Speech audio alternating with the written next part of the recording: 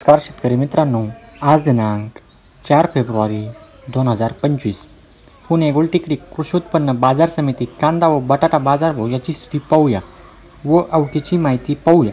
शेतकरी मित्रांनो, आज पुणे गोलटेकडीते आज आवक आलेली आहे 10,555 क्विंटल, तर बाजारभाव भेटलेला आहे कमीत कमी 14 रुपये ते 26 रुपये इतका। गोल्टा गोल्टी विकलेली आहे कमीत कमी 14 रुपये ते 16 ते 17 रुपये इतकी व सरासरी निघालेली आहे 24 रुपये ते 25 रुपये इतकी। बटाटा 3,801 क्विंटल बटाटा आलेला आहे, तर बाजारभाव भेटलेला आहे 12 रुपये ते 20 रुपये इतका।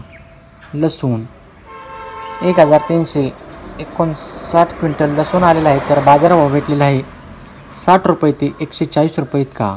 आले 378 क्विंटल आले आलेले आहेत, तर बाजारभाव भेटलेला आहे 100 रुपये ते 260 रुपये इतका।